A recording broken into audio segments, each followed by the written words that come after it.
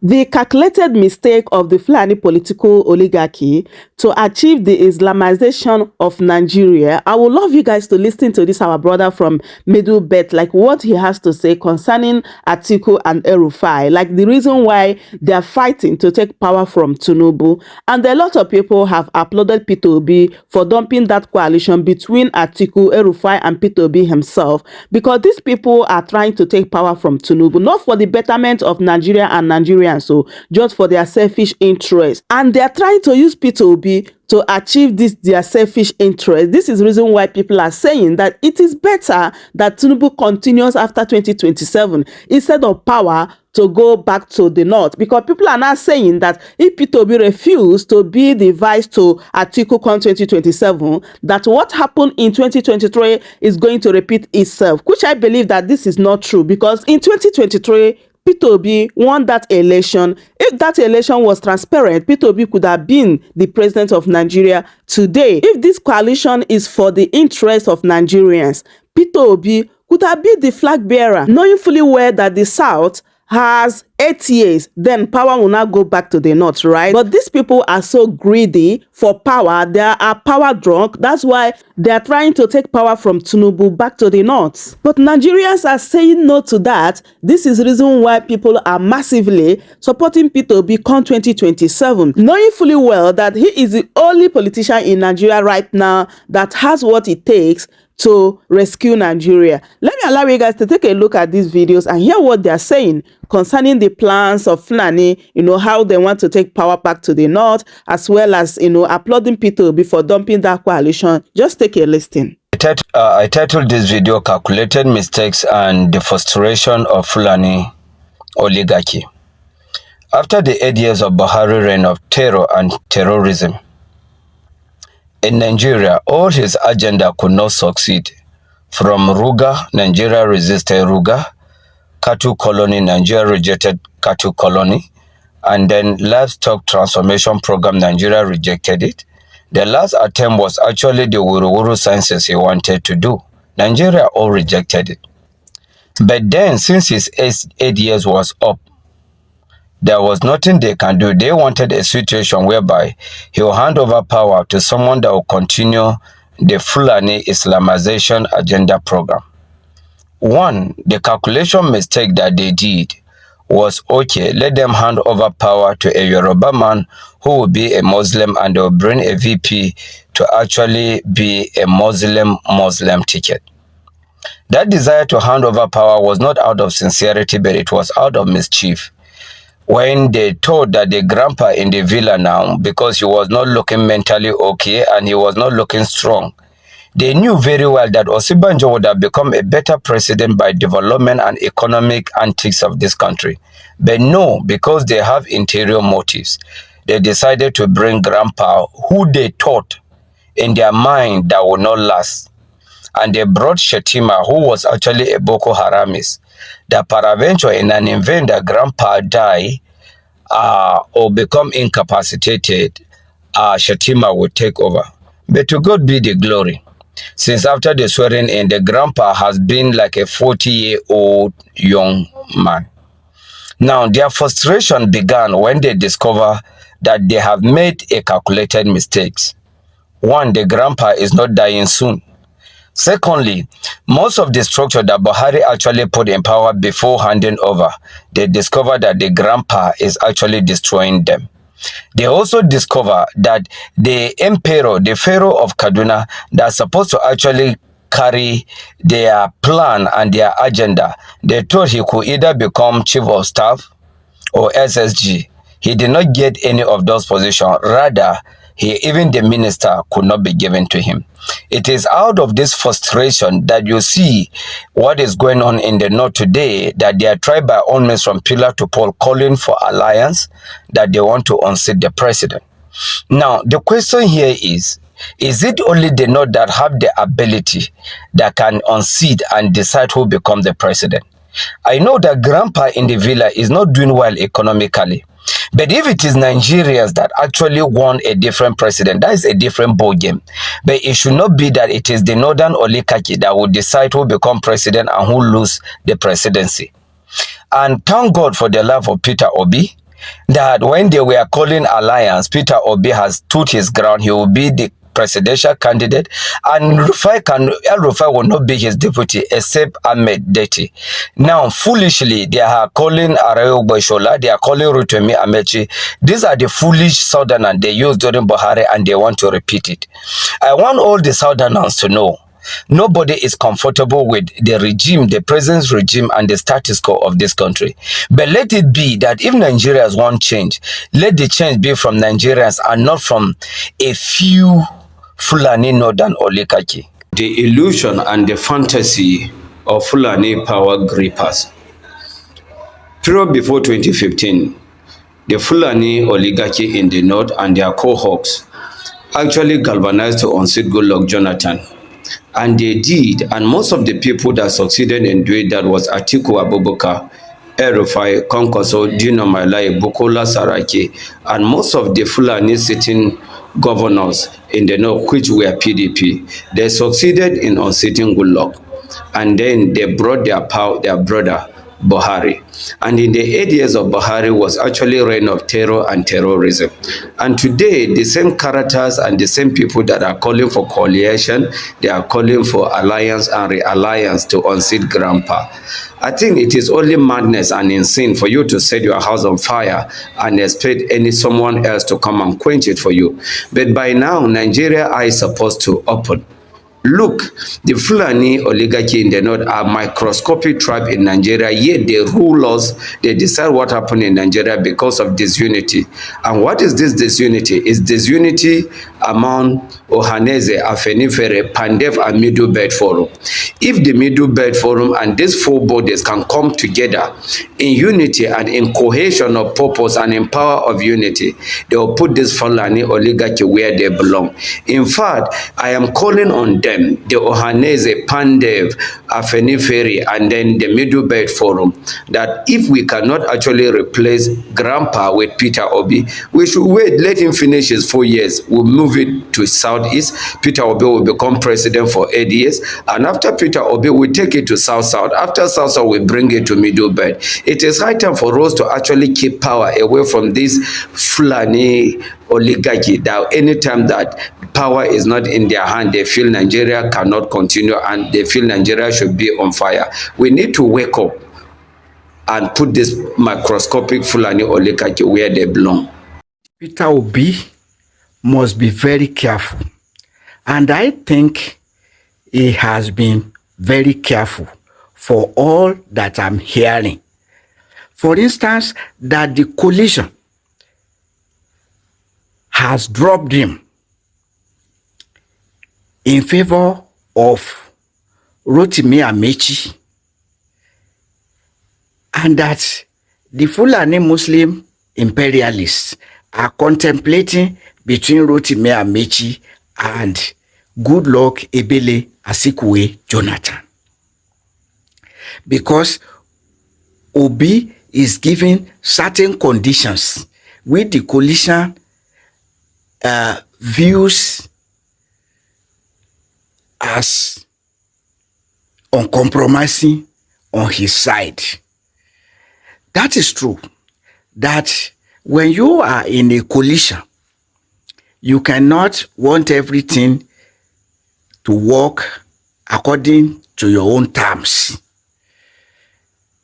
But the coalition is a dangerous terrain. Having Malam Nasir El-Rufai and Atiku Abubakar as among the strongest pillars, if not the strongest pillars from the north. And when we talk of Nasir El-Rufai and Atiku Abubakar, we are talking of core Fulani Muslim imperialists, not less than Umaru Musa Yaradua, who started the war against the Boko Haram Muslim community and been perpetrated since 2009 till date. because of the strength of the Fulani Muslim imperialists who desired the war in the first instance. And when you talk of this war, it is nice that Atiku Abubakar himself, by God's grace, opened his own mouth and said that he told President Olusegun Obasanjo to send the army generals against the Boko Haram Muslim community. Even though he said Obasanjo agreed, did that, and wiped out the Boko Haram community. But that happened. Did that happen? Of course it didn't happen, because Femi Fani-Kayode already told us that Olusegun Obasanjo was told to eradicate the community, but he refused. And that was why the community survived. But not only that the community survived, we must remember that we had no war under President Olusegun Obasanjo. The only war he waged was against the Niger Delta miscreants. And he defeated them with blinking of eye. In no time, he finished them, and it ended there. It didn't boomerang. So, because it was a just war against the miscreants who created a buffet, saying that people from the south must not come, from the southwest and other places must not pass through Warri to River State, and so on. And then also they started to kill security agents, the Niger Delta miscreants. They felt so bold as to be killing security agents. Which nation will tolerate that? That was the basis on which President Olusegun Obasanjo waged war on them and finished. Unfortunately, Odi village harbored the miscreants, whether willingly or unwillingly. They made Odi village their hideout, and so the military has no option to level the village together with the miscreants. And you could see that it was a once and for all thing. They leveled all the village, and that was the end of the miscreants and their the headache they were creating for the country. But in case of the Boko Haram Muslim community, Femi Fani-Kayode told us he refused to fight the community because the community is covered by Nigeria's constitution that guarantees freedom of religion and freedom of association.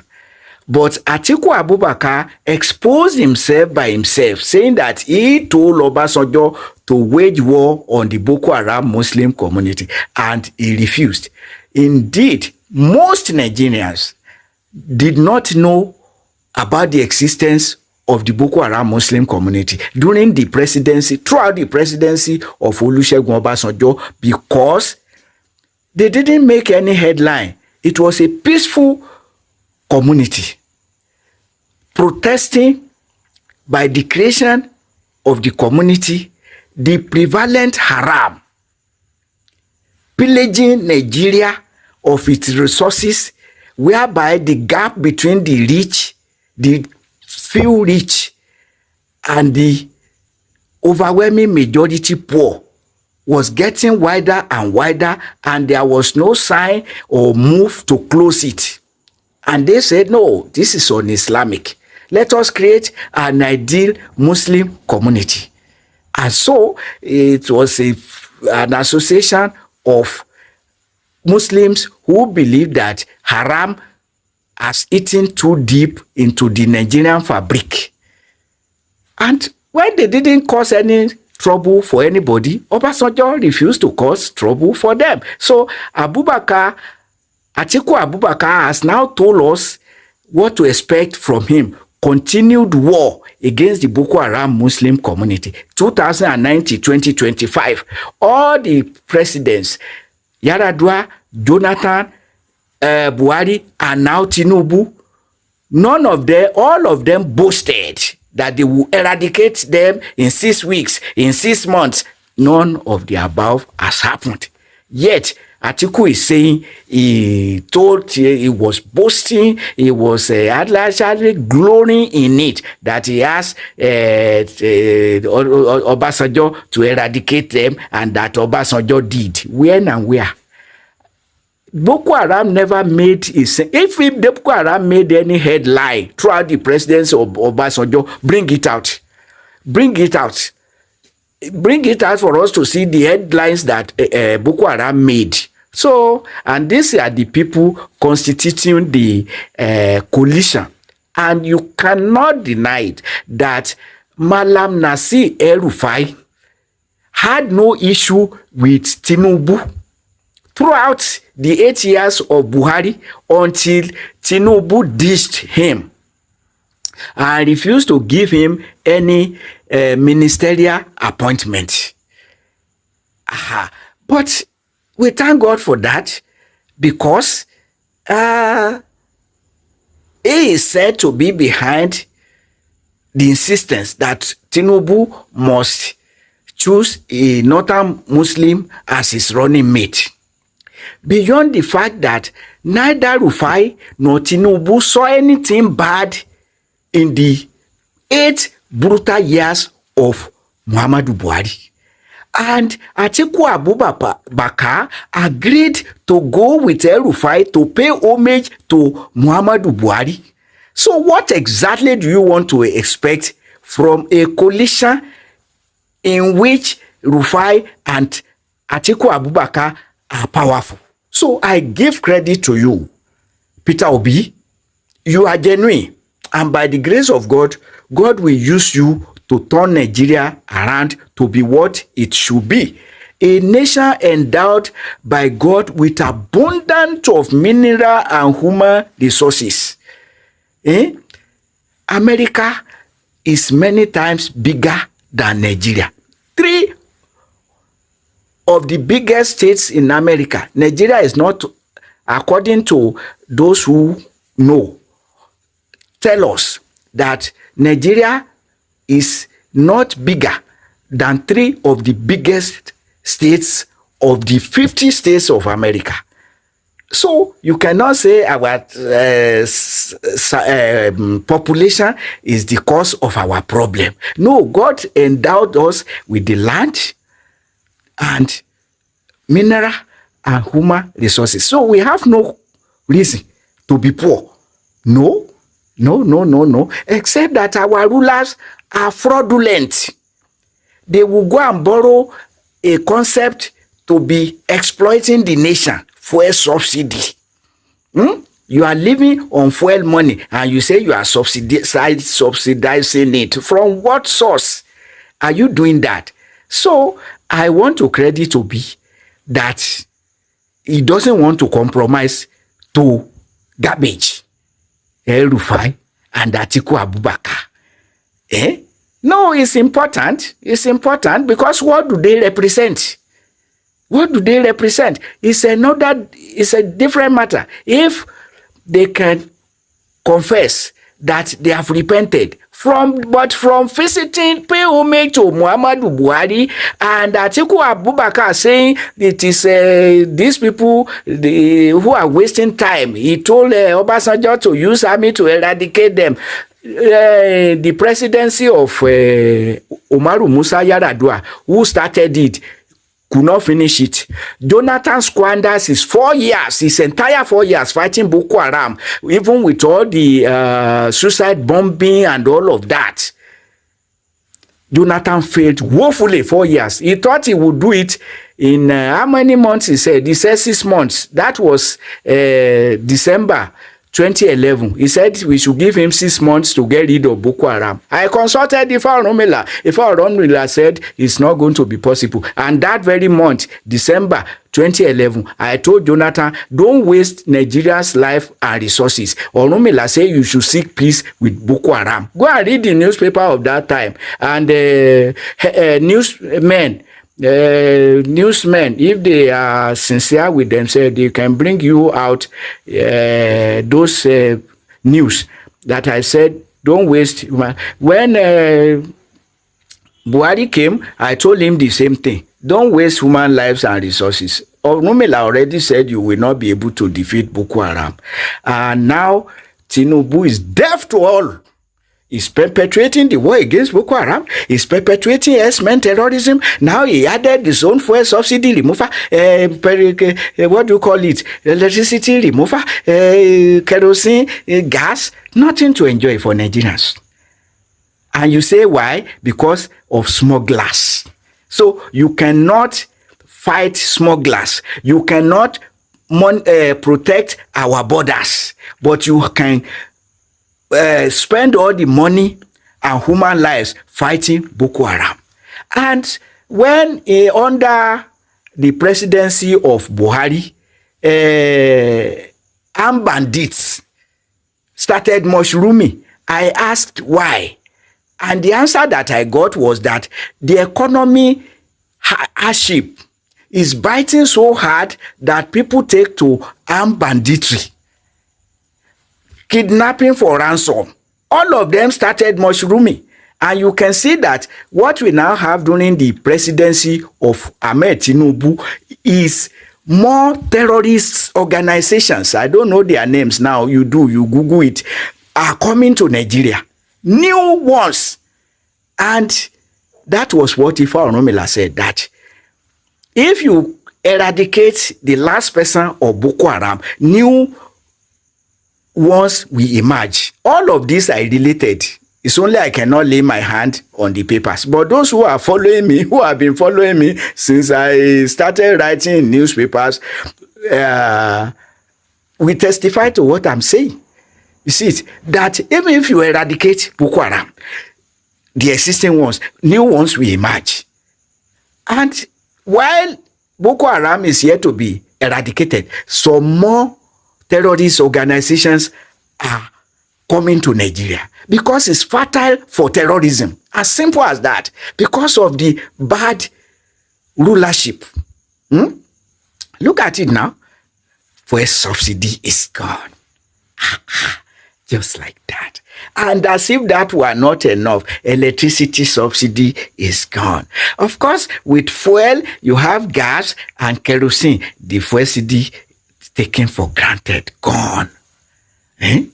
Upon that, you devalue the naira.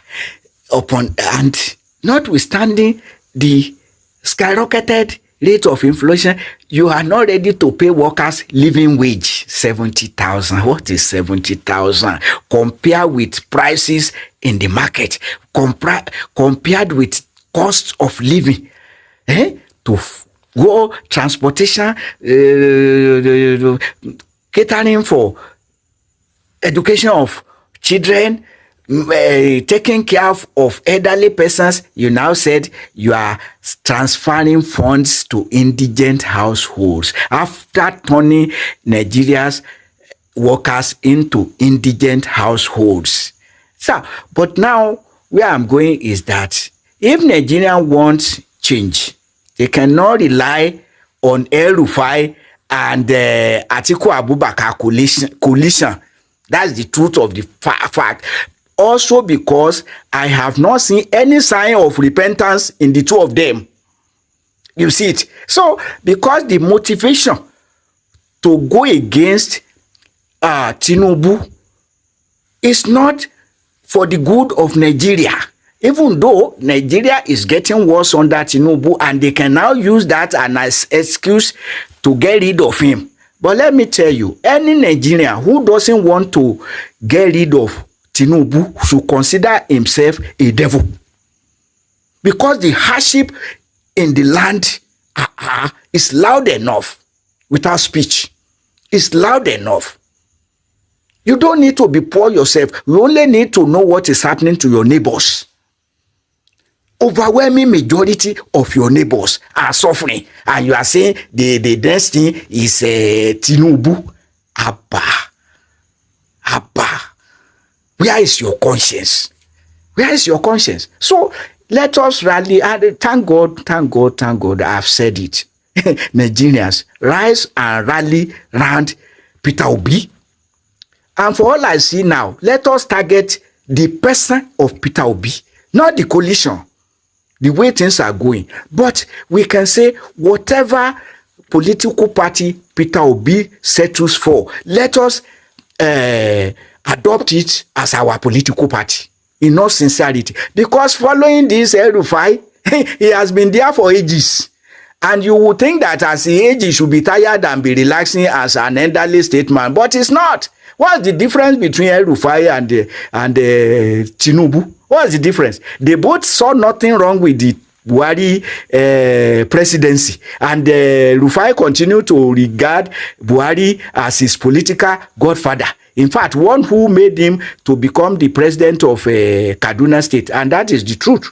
That's the truth anyway. So, but then, tell me your friend, I tell you who you are. So, I didn't know Atiku Abubakar, but providentially, he has exposed himself, going with Rufai to pay homage to Buhari and opening his own mouth to tell us that he was the one who told Obasanjo to eradicate the Boko Haram Muslim community, while Haram continued to plague Nigeria, including removal of all subsidies are gone.